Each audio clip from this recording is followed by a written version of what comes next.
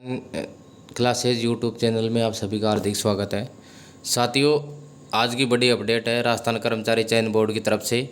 तो राजस्थान कर्मचारी चयन बोर्ड ने जो CET 10+2 है यानी सीनियर सेकेंडरी लेवल की है, उसकी विस्तृत विज्ञप्ति जारी कर दी है और इसके जो फॉर्म हैं वो ऑनलाइन होना शुरू हो चुके हैं।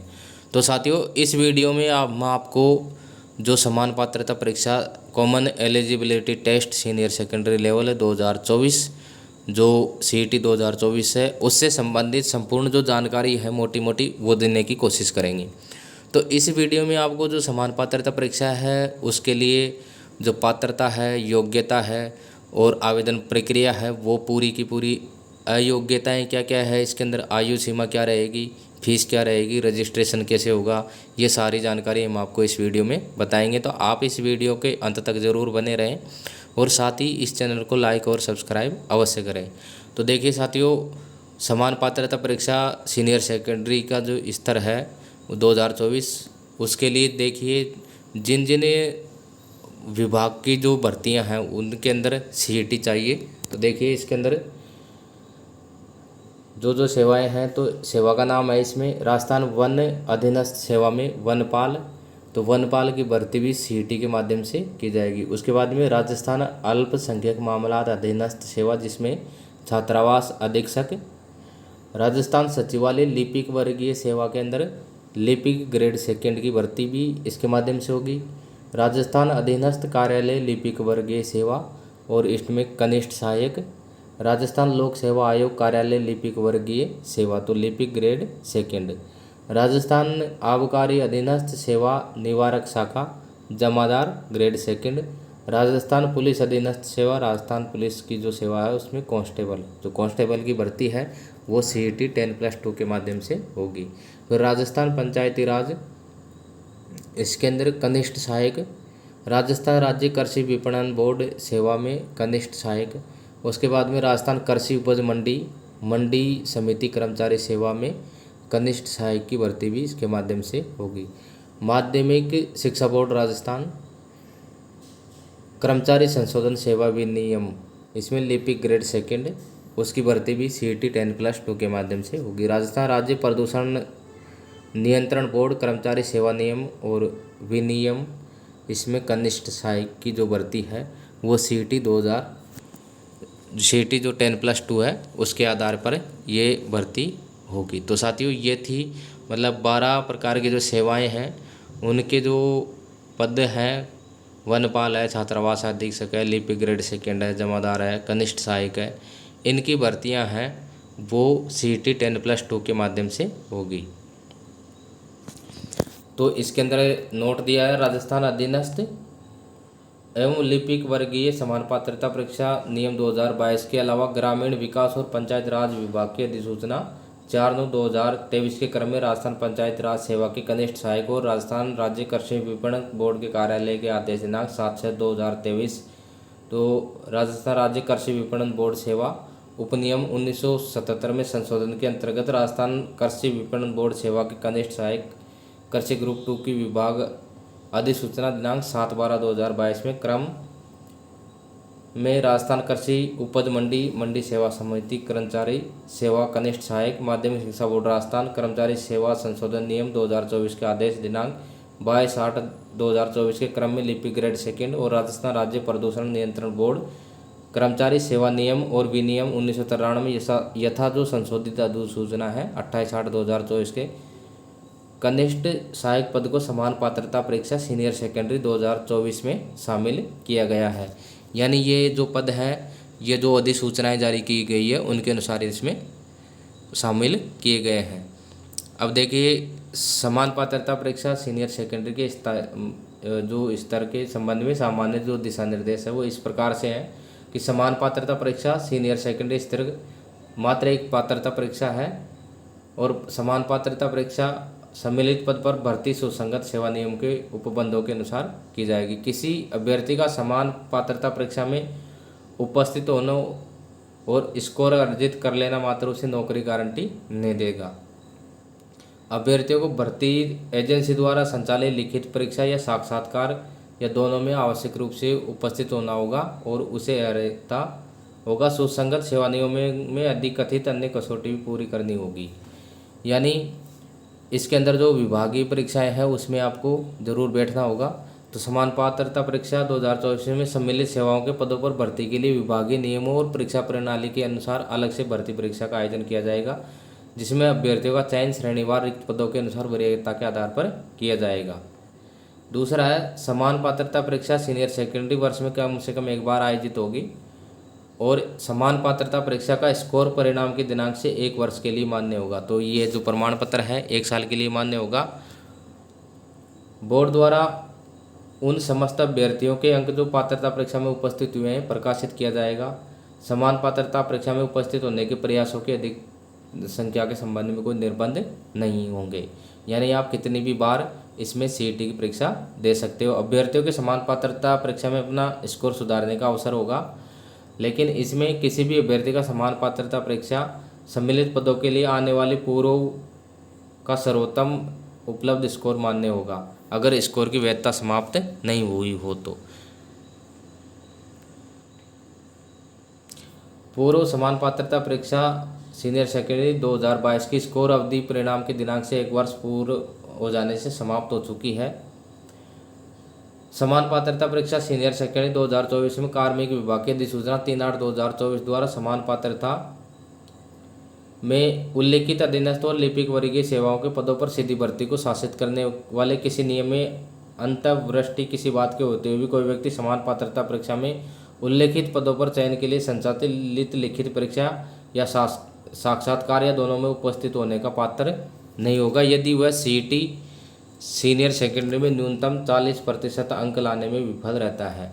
तो देखिए इसमें जो 3/8/2024 द्वारा जो अधिसूचना जारी की गई है उसके अनुसार जो लिपिक वर्गीय और अधीनस्थ जो सेवाएं हैं उसके लिए जो किसी पद के लिए कोई भर्ती निकाली जाती है तो वो व्यक्ति समान पात्रता परीक्षा में जो एग्ज़ाम है उसके अंदर सीनियर सेकेंडरी लेवल में न्यूनतम 40% अंक प्राप्त करने में यदि विफल रहता है तो वो किसी भी लिखित परीक्षा या समान जो साक्षात्कार है या दोनों में उपस्थित होने का पात्र नहीं होगा। यानी इसके अंदर मिनिमम 40% अंक अनिवार्य है। अनुसूचित जाति जनजाति और अन्य अभ्यर्थियों को न्यूनतम 5% का स्थलीकरण उपलब्ध होगा, यानी अन्य के लिए 5% की इसके अंदर छूट रहेगी। अब देखिए इसमें ऑनलाइन आवेदन की प्रक्रिया है।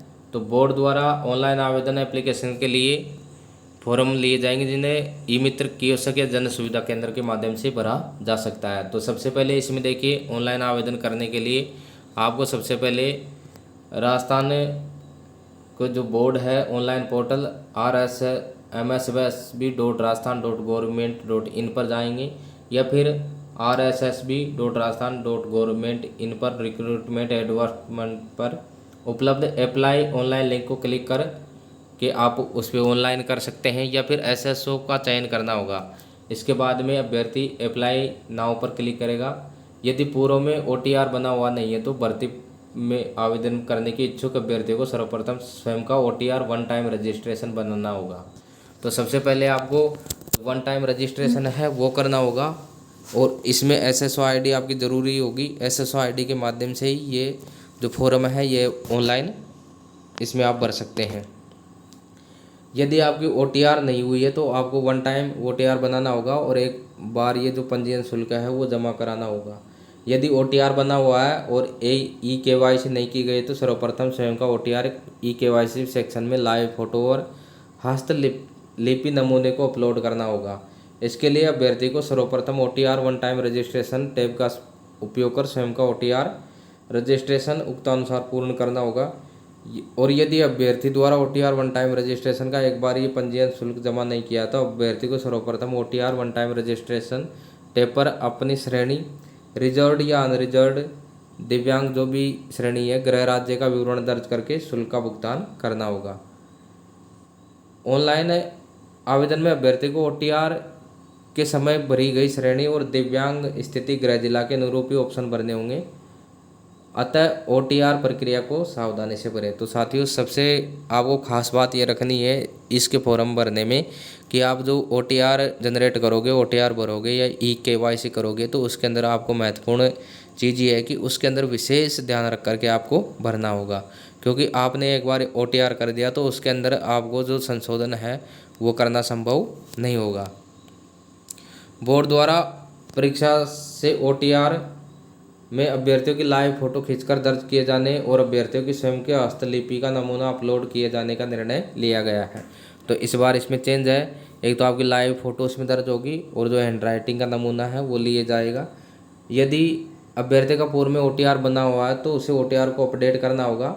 अभ्यर्थी जब अपना ऑनलाइन आवेदन भरना प्रारंभ करेगा तो सिस्टम सर्वप्रथम उसे OTR one time registration screen पर लेकर जाएगा। OTR one time registration screen पर OTR KYC में लाइव फोटो के अंतर्गत टैग फोटो बटन मिलेगा। इस बटन का उपयोग लेकर वह कंप्यूटर पर लगे कैमरे स्वयं की लाइव फोटो ले सकेगा। इसके लिए अभ्यर्थी को टैग फोटो का बटन दबाकर कैमरे के सामने इस प्रकार सीधा बैठना होगा कि उसका अधिक से अधिक चेहरा फोटो में आए और आंखों की पलकों को झपकाना होगा, तब कंप्यूटर स्वयं उसका फोटो कैप्चर कर लेगा। लाइव फोटो का बैकग्राउंड सफ़ेद होना आवश्यक है। तो देखिए इसके अंदर महत्वपूर्ण बात यह है कि आपको बिल्कुल ई-मित्र के माध्यम से फॉर्म भरवाना है। तो आप सबसे पहले वहाँ बैठ जाएं सामने सट, तो आपका जो फ़ोटो है वो लाइव फ़ोटो ले लेगा और जो बैकग्राउंड है उसका सफ़ेद होना ज़रूरी है। आप ये गलती नहीं करें, क्योंकि बोर्ड आपका फॉर्म है वो रिजेक्ट कर सकता है। तो जो बैकग्राउंड रहेगा पीछे का वो सफ़ेद होना चाहिए। और अभ्यर्थी जब तक स्वयं की फ़ोटो की गुणवत्ता से संतुष्ट नहीं हो जाता इस प्रक्रिया को दोहरा सकता है, परंतु लाइव फ़ोटो व प्रतिलिपि नमूने को एक बार सबमिट या KYC करने के बाद उसमें बदल नहीं सकेगा। तो सबसे पहले आपको जो आपने फ़ोटो आपकी आई है आप कंप्यूटर स्क्रीन पर एक बार अवश्य चेक कर लें, क्योंकि ई-मित्र वाला आपकी फ़ोटो पर इतनी ध्यान नहीं देगा, क्योंकि आपकी फ़ोटो क्लिक हो गई उससे कोई लेना देना नहीं है कि आपकी फ़ोटो कैसे आई है, बैकग्राउंड कैसा है। आप स्वयं को चेक करना है। उसको चेक करने के बाद में आपको उसको सबमिट करने के लिए कहेंगे। आप मना कर देंगे उसको पहले कि सबमिट नहीं करें। आपको संतुष्ट हो लेना है कि फ़ोटो सही है, उसके बाद ही आप सबमिट करने को कहेंगे। साथ ही समस्त अभ्यर्थियों से हस्तलिपि नमूने का अपलोड करवाया जाएगा। इस हेतु OTR स्क्रीन पर हैंडराइटिंग के अंतर्गत सैंपल फाइल का लिंक मिलेगा। इस लिंक को क्लिक कर अभ्यर्थी बोर्ड द्वारा निर्धारित हस्तलिपि नमूने का निर्धारित प्रारूप डाउनलोड करना होगा और इस प्रारूप में लिखे निर्देशों के अनुसार अपनी हस्तलिपि में भरकर SSO ID OTR नंबर भरकर हस्ताक्षर करके OTR KYC के हैंड रिटन सेक्शन के अंतर्गत चूज फाइल का बटन कर क्लिक कर अपलोड करना होगा। तो देखिए आपको इसके अंदर सबसे पहले इसमें जो हैंडराइटिंग का जो सैंपल है हैंड रिटन, तो उसमें सैंपल जो फाइल है वो जो लिंक है उसको खोल करके आप उसमें जो डाउनलोड करेंगे प्रारूप उसको अपने हैंडराइटिंग से भरेंगे। उसको भर करके SSO ID उसमें भरेंगे, OTR नंबर उसमें भरेंगे और उसमें साइन करेंगे। साइन करके और आप चूज बटन का जो फाइल है उस पर आप क्लिक करके इसको अपलोड कर देंगे। आवेदक द्वारा OTR में अपलोड की गए हस्तलिपि, लाइव फ़ोटो और पासपोर्ट साइज के फ़ोटो के लिए आवेदन स्वयं जिम्मेदार होगा। तो देखिए जो अपलोड की गई जो हस्तलिपि है, लाइव फ़ोटो है और पासपोर्ट साइज के जो फ़ोटो है के लिए आवेदक स्वयं जिम्मेदार होगा। किसी भी मान लो किसी कारण से गलती होती है तो उसकी जिम्मेदारी स्वयं की रहेगी। यदि फ़ोटो धुंधली या स्पष्ट काट छाँट कर अपलोड करी पाई जाती है तो आवेदक की अभ्यर्थता किसी भी स्तर पर निरस्त की जाकर उचित कार्रवाई की जा सकती है। तो देखिए आपको इन सारी चीज़ों का ध्यान रखना है। हस्तलिपि जो नमूना है आपको उसमें सबसे पहले SSO ID डालनी है, आपकी OTR नंबर डालना है और उसके बाद में आपको इसके अंदर साइन करने हैं। तो ये सारी चीज़ें आपको भरनी है, तब आपको इसमें अपलोड करना है। OTR प्रक्रिया को पूरा करने के बाद अभ्यर्थी SSO के माध्यम से आवेदन कर सकेगा और आवेदन पत्र में नवीन पासपोर्ट साइज फ़ोटो 1 महीने से अधिक पुरानी न हो अपलोड की जानी है।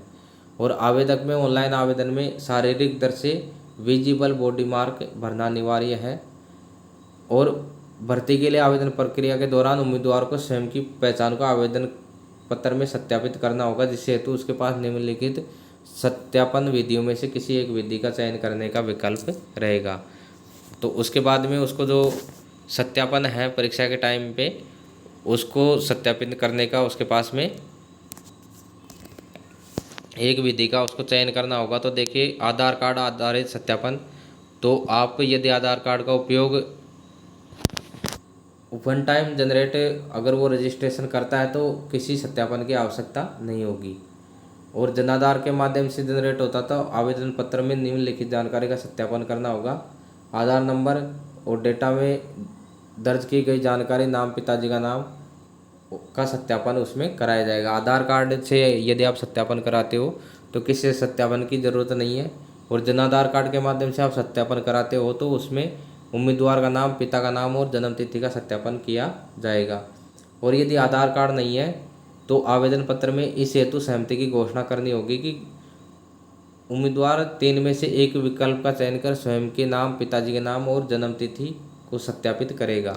तो देखिए, मूल प्रमाण पत्र विकल्प पहला विकल्प है तो उम्मीदवार अपने मूल प्रमाण पत्र का क्रमांक दर्ज करेगा। उसके पश्चात फेस बटन करने के बाद में डोमिसाइल बोनाफाइड प्रमाण पत्र मूल प्रमाण पत्र से डाटा सत्यापित किया जाएगा, यानी अन्य कोई जो डाटा है वो।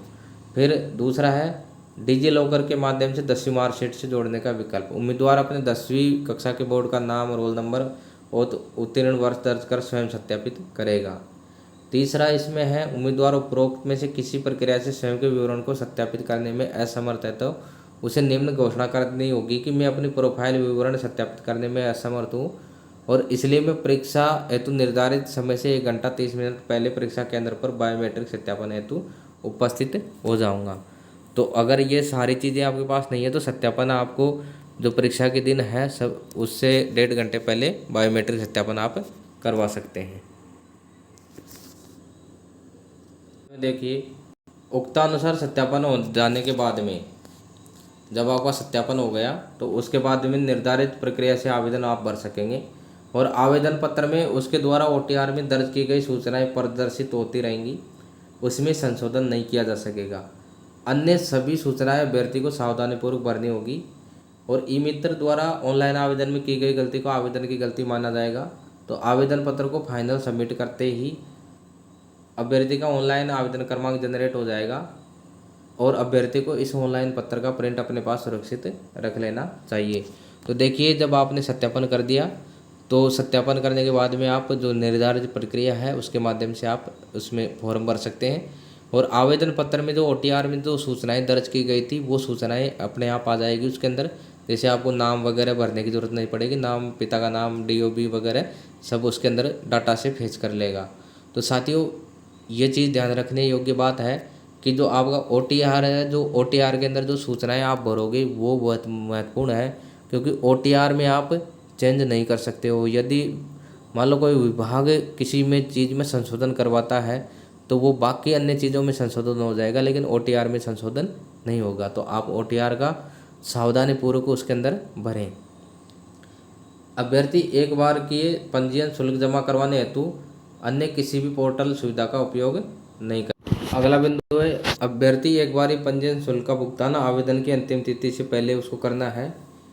तो ट्रांजैक्शन का अगर मान लो कोई लंबित हो जाता है तो उसकी जिम्मेदारी स्वयं की होगी, तो आपको जो भुगतान है वो पहले कर लेना है। आवेदक अपने स्वयं का मोबाइल नंबर और ईमेल ID दर्ज करें, इसे बदलने नहीं। महत्वपूर्ण सूचनाएं आवेदन में दर्ज मोबाइल नंबर और ईमेल ID पर ही भेजी जाती है। आवेदक अपनी स्वयं की SSO ID से आवेदन भरना सुनिश्चित करें, अन्य दूसरी SSO ID से भरा गया आवेदन मान्य नहीं किया जाएगा। तो स्वयं की SSO ID से ही फॉर्म भरना है। आवेदक को ऑनलाइन आवेदन करते समय करने के पश्चात ऑनलाइन आवेदन पत्र क्रमांक आवश्यक रूप से प्राप्त होगा और यदि आवेदन पत्र क्रमांक एप्लीकेशन ID प्राप्त नहीं हुआ तो इसका अर्थ यह है कि उसका आवेदन पत्र स्वीकार नहीं हुआ है। आवेदन पत्र में प्रयोग के आवेदन का सबमिट नहीं माना जाएगा। तो जो आपका आवेदन पत्र क्रमांक है वो आपको प्राप्त हो जाएगा और यदि नहीं होता है तो मतलब आपका आवेदन पत्र स्वीकार नहीं हुआ और ऑनलाइन आवेदन करना होगा। और देखिए, इसके अंदर जो हेल्पलाइन नंबर है यह है किसी भी समस्या वो जो हेल्प डेस्क है उसके माध्यम से आप संपर्क कर सकते हैं। तो यहाँ ये नंबर है 0141 222 1424 222 1425 पर। और ऑनलाइन आवेदन संबंधी जो समस्याओं के हेल्पलाइन नंबर है 0294 30 57 541 पर आप संपर्क कर सकते हैं। ऑनलाइन आवेदन में भरी गई शैक्षणिक और तकनीकी योग्यता को अंतिम रूप से मान्य किया जाएगा ऑनलाइन आवेदन में दर्ज योग्यता के अतिरिक्त अन्य संस्था विश्वविद्यालय से प्रदत्त डिग्री या डिप्लोमा का स्वीकार या मान्य नहीं किया जाएगा। अतः सावधानीपूर्वक अपनी शैक्षणिक योग्यता ऑनलाइन आवेदन में भरें। तो देखिए, आपकी जो ओरिजिनल चीज़ है वो मानी जाएगी, आपके पास जो डिग्री डिप्लोमा है उसको नहीं मानी जाएगी। आपने जो भरा है वो सत्य माना जाएगा अंतिम रूप से। तो इसमें स्पष्ट कर दिया कि शैक्षणिक और तकनीकी योग्यता को ही अंतिम रूप से माना जाएगा ऑनलाइन आवेदन में भरी गई। तो आप जो ऑनलाइन आवेदन में जो चीज़ें भरेंगे, जो डाटा भरेगा, वो बिल्कुल सत्य रहेगा, अंतिम रूप से मान्य किया जाएगा। आप जो डॉक्यूमेंट वेरिफिकेशन कराओगे उसको मान्य नहीं किया जाएगा, उससे तो केवल उसका मिलान किया जाएगा। अगर उसमें डिफरेंट होता है तो चाहे आपका जो डाटा है वो बिल्कुल सही हो और इसमें आपने गलत भर दिया तो वो गलत ही रहेगा। तो इसलिए इसमें जो भी डाटा है शैक्षणिक योग्यता से संबंधित वो आपको सावधानीपूर्वक भरना है। जो है इसके अंदर कि किसी भी भूतपूर्व सैनिक द्वारा राज्य के अधीन किसी भी लोक सेवा में नियोजन स्वीकार कर लेने के बाद वह भूतपूर्व सैनिक के रूप में अपनी प्रास्थिति स्टेटस खो देगा और वह केवल लोक सेवक यानी सिविल एम्प्लॉय के रूप में ही माना जाएगा। अर्थात भूतपूर्व सैनिक के रूप में देय आरक्षण का लाभ प्राप्त करने के लिए उपरांत लोक सेवक के किसी पद पर पुनर्नियोजन स्वीकार करते ही उसका भूतपूर्व सैनिक से कोई भी लाभ प्राप्त करने का उसका अधिकार सामान्यतः समाप्त समझा जाएगा। यानी कोई भूतपूर्व सैनिक है, एक्स सर्विसमैन है, तो उसने यदि किसी भी जो अन्य लोक सेवा आयोग की जो भी परीक्षा है उसके अंदर उसने पोस्टिंग ले ली, ज्वाइनिंग ले ली, तो ज्वाइनिंग लेते ही वो सामान्य यानी सिविल एम्प्लॉय के रूप में माना जाएगा। वो दोबारा से भूतपूर्व सैनिक कोटे में वो आवेदन नहीं कर सकता। तो उत्कृष्ट जो खिलाड़ी हैं उनके पदों को कुल रिक्तियों का 2% उनको आरक्षण देय होगा। इसके अंदर भूतपूर्व खिलाड़ी क्या उत्कृष्ट खिलाड़ियों के लिए 2% आरक्षण मिलेगा उनको। अब जो देखिए इसके अंदर जो भूतपूर्व जो खिलाड़ी हैं अंतर्राष्ट्रीय खेल संस्था टूर्नामेंट, तो इसमें अंतर्राष्ट्रीय ओलंपिक समिति, एशिया ओलंपिक, दक्षिण एशिया ओलंपिक, राष्ट्रमंडल खेल, अंतर्राष्ट्रीय ओलंपिक, एशिया ओलंपिक, अंतर्राष्ट्रीय स्कूल, एशियन स्कूल परिसंघ, तो इसके अंदर किसी भी खेल में कोई मेडल जीता हो या वो किसी भी नेशनल लेवल या राज्य लेवल पर वो खेला हो या उसने उस टीम का प्रतिनिधित्व किया है तो उनको इसके अंदर शामिल किया जाएगा। और उनके पास में जो स्पोर्ट्स जो मेडल है वो हो या फिर स्पोर्ट्स का जो सर्टिफिकेट है वो उसके पास में होना चाहिए। एक बार ये जो पंजीयन शुल्क है वो सामान्य वर्ग के लिए, क्रीमी श्रेणी के और अन्य पिछड़ा वर्ग, अति पिछड़ा वर्ग, आर्थिक पिछड़ा वर्ग, अनुसूचित जाति जनजाति के लिए 400 रुपये है और सामान्य वर्ग, क्रीमी लेयर और अन्य पिछड़ा वर्ग, अति पिछड़ा वर्ग के आवेदक के लिए 600 रुपये। तो देखिए इसमें जो एक बार ये शुल्क है 600 रुपये और 400 रुपये है, तो आपको जमा करवाना हो। तो इसमें देखिए जो पात्रता है और जो शैक्षणिक योग्यता है, कार्मिक विभाग की अधिसूचना 23/5/2022 और 13/10/2022 के अनुसार सीनियर सेकेंडरी स्तर की सीटी में उपस्थित होने के लिए शैक्षणिक अर्हता है सीनियर सेकेंडरी और उसके समतुल्य होगी। तो सीटी में उल्लेखित पदों पर भर्ती के शैक्षणिक अर्हता, आयु, अनुभव आदि ऐसी होगी जो पद पर भर्ती को शासित करने वाले सुसंगत नियमों में यथावित है। सीनियर सेकेंडरी स्तर की सीटी में सम्मिलित सेवाओं के लिए मुख्य परीक्षा हेतु जारी विज्ञापन में विभागीय नियमों के अनुसार उल्लेखित शैक्षणिक योग्यताएं और आयु सीमा का प्रावधान संबंधित पद के लिए अलग से लागू होंगे। ये जो योग्यता है सीनियर सेकेंडरी की ये केवल सीटी के लिए लागू होगी और जो पदों पर भर्ती की जाएगी उनके लिए जो योग्यताएं हैं वो अलग से लागू होगी। इसमें केवल सीटी की जो योग्यता है वो 12वीं पास होना वो जरूरी है। जो व्यक्ति पाठ्यक्रम के अंतिम वर्ष की परीक्षा में उपस्थित हुआ है या सम्मिलित हो रहा है, नियमों में उल्लेखित पद के लिए शैक्षणिक योग्यता की आवश्यकता है, सीधी भर्ती के लिए उक्त आवेदन करने के लिए पात्र होगा, लेकिन उसे उपयुक्त चयन एजेंसी की अपेक्षित शैक्षणिक योग्यता का प्राप्त करने का प्रमाण प्रस्तुत करना होगा। मुख्य परीक्षा में उपस्थित होने से पहले जहाँ लिखित परीक्षा या साक्षात्कार 2 चरणों के माध्यम से चयन किया जाता है। साक्षात्कार में उपस्थित होने से पहले जहाँ लिखित परीक्षा या साक्षात्कार के माध्यम से चयन किया जाता है। लिखित परीक्षा या साक्षात्कार में उपस्थित होने से पहले तो इसमें जो अंतिम वर्ष में जो अभ्यर्थी परीक्षा दे रहे हैं अंतिम वर्ष में जो हैं वो भी इसमें अप्लाई कर सकते हैं। समान पात्रता परीक्षा हेतु निर्धारित शैक्षणिक योग्यता के अंतिम वर्ष में सम्मिलित होने वाले या हो रहे हैं अभ्यर्थी आवेदन कर सकेंगे, परंतु निर्धारित शैक्षणिक योग्यता संबंधित पद हेतु आयोजित मुख्य परीक्षा तिथि से पूर्व अर्जित करनी अनिवार्य होगी। अन्यथा परीक्षा के बाद शैक्षणिक योग्यता करने वाले अभ्यर्थियों का समान पात्रता परीक्षा सीनियर सेकेंडरी पदों की भर्ती हेतु आयोजित भर्ती में पात्र नहीं माना जाएगा। अब जो इस साल सीनियर की एग्ज़ाम दे रहे हैं वो इसमें अप्लाई कर सकते हैं, लेकिन उनकी जो रिज़ल्ट है वो ये जो सीटी की एग्ज़ाम होगी उससे पहले आ जाना चाहिए। अगर रिज़ल्ट है जो सीटी के एग्ज़ाम के बाद में आता है तो उनको इस भर्ती में पात्र नहीं माना जाएगा। तो जो इसमें 12वीं की जो एग्ज़ाम दे रहे हैं वो भी इसमें अप्लाई कर सकते हैं। इसमें आयु सीमा है 1 जनवरी 2025 के अनुसार इसमें गणना की जाएगी। तो 1 जनवरी 2025 को 18 वर्ष और अधिकतम 40 वर्ष की उसकी उम्र होनी चाहिए।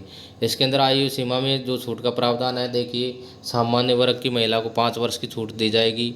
अनुसूचित जाति जनजाति पिछड़ा वर्ग इनको 5 वर्ष की छूट।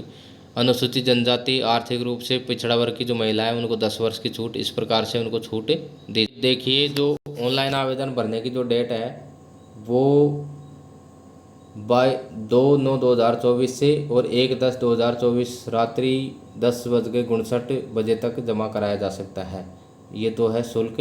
और ऑनलाइन आवेदन है 2/9/2024 से और 1/10/2024 तक आप इसमें ऑनलाइन आवेदन कर सकते हैं, यानी 2 सितंबर से और 1 अक्टूबर तक आप इसमें ऑनलाइन आवेदन कर सकते हैं। तो 2 सितंबर से जो शुल्क जमा करवाने की डेट है वो भी 2 सितंबर से और 1 अक्टूबर रहेगी, और साथ ही ऑनलाइन आवेदन की डेट भी 2 सितंबर से 1 अक्टूबर रहेगी।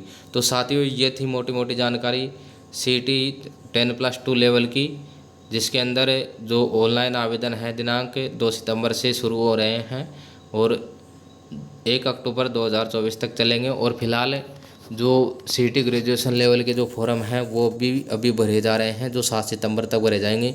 तो साथियों कई साथियों ने मैसेज करके कई समस्याएं लिखी थी, उसमें ज़्यादातर जो समस्याएं आई थी हैंडराइटिंग जो उसमें नमूना है उसके अंदर बहुत ज़्यादा समस्याएं आई थी।